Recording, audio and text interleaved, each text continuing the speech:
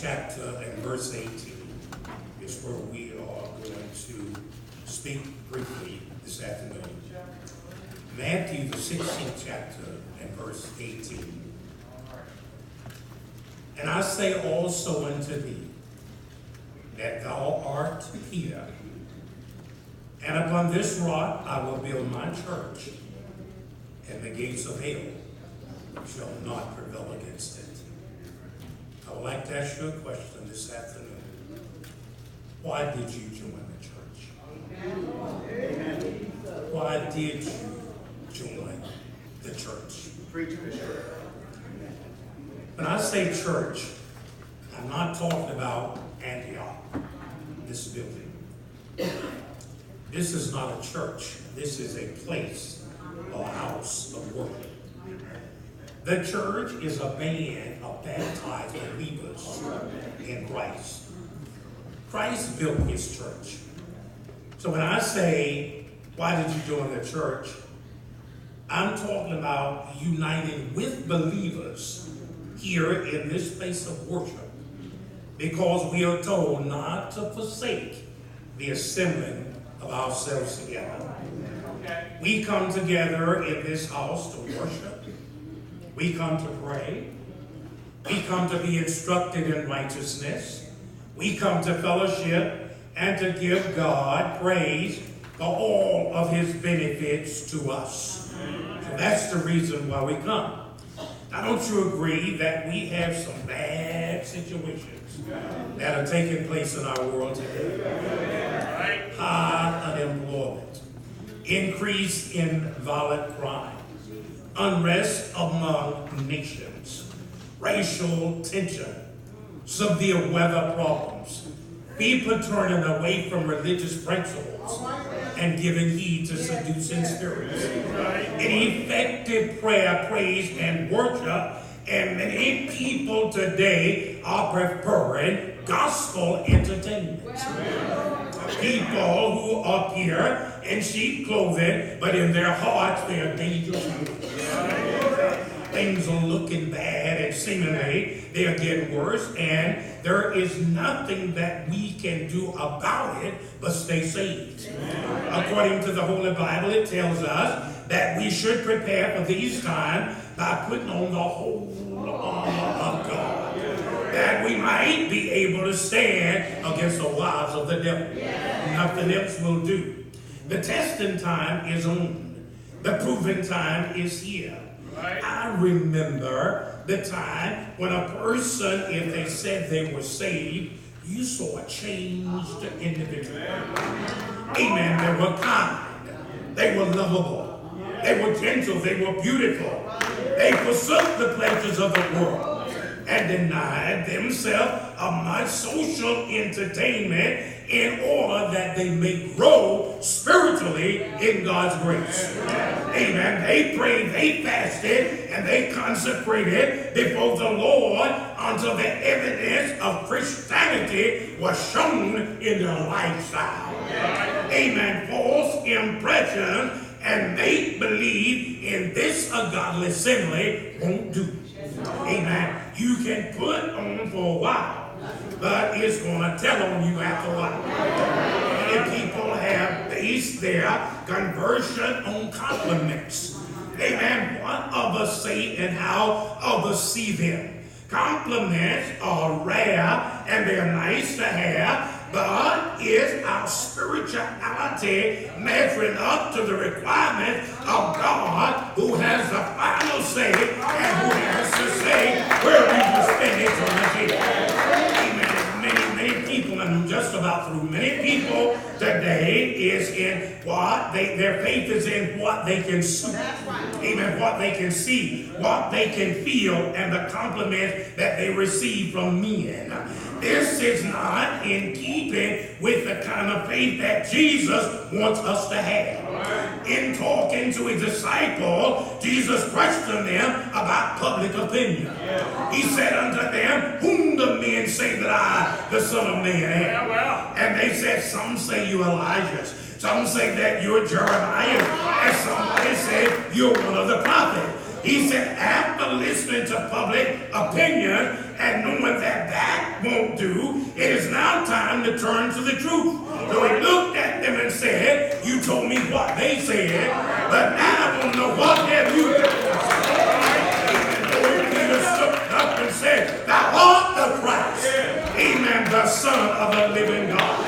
Amen. Now let me ask you, how did Peter, amen, have this kind of answer so instantly and powerfully, except he had a deep conviction brought on by association, devotion, and relationship? And let me tell you this, you cannot really know a person unless you have had relationship with that individual. Amen. Amen. That is why a lot of people don't know Christ. It's because they have not had a relationship with him. If this world is to be won by Christ, his followers and the church, we are the ones that got to do it. And the sooner we get started, the better off we will be, because we don't have much time left. We must come together regardless of our church name, regardless of our denomination, regardless of what my faith is. Amen. Let us be sold for Christ. Amen. One of the greatest criticism about the church today is that we look too weak in faith. The faith of Jesus Christ and the faith of the apostolic church. Instead of depending on God, we depend on people. Amen. We ought to have confidence in people, but our trust ought to be in God. Amen. Now, I want to ask you something. Amen. Why did you join the church? I joined the church because the Lord is my light and my salvation. Amen. Whom shall I fear?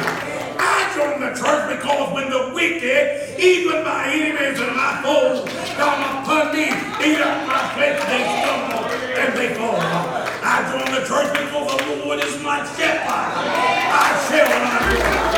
He maketh me to lie down in green pastures. Amen. And even though I walk through the valley of the shadow of death, I won't fear no evil. Amen. I joined the church because surely goodness and mercy shall follow me all the days of my life, and I shall dwell in the house of the Lord.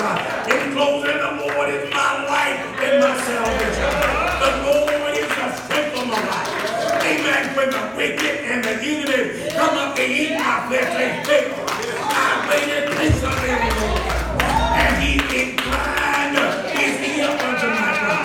Amen. When I look back, amen, I see where God brought me from. Amen. From a nowhere to a somewhere. From a nothing to a something. And I joined the church. It's like one day, Christ is coming back into the church. And I want to be ready. I want to be ready. What about you? What about you? Are you getting ready? Do you love God? Do you want to go back with him? Say yes. Say yes.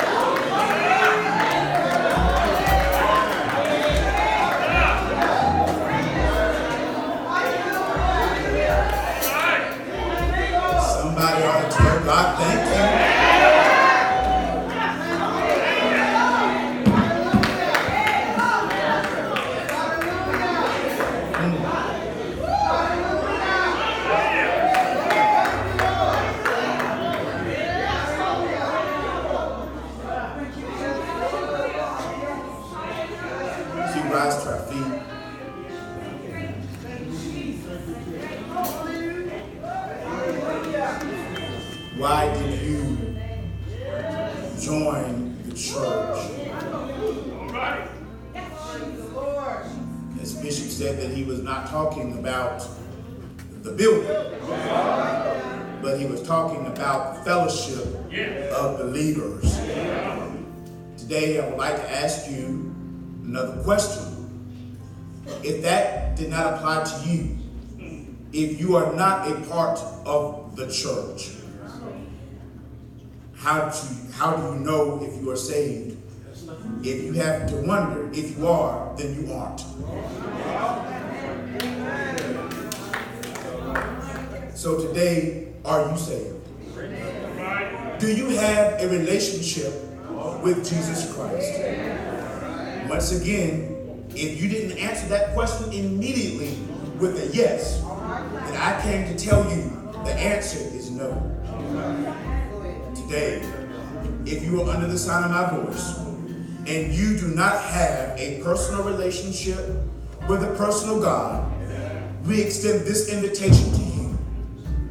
Why live in hell and die and go to hell? Today, I come to give you and extend to you an invitation. Whosoever will, let them come.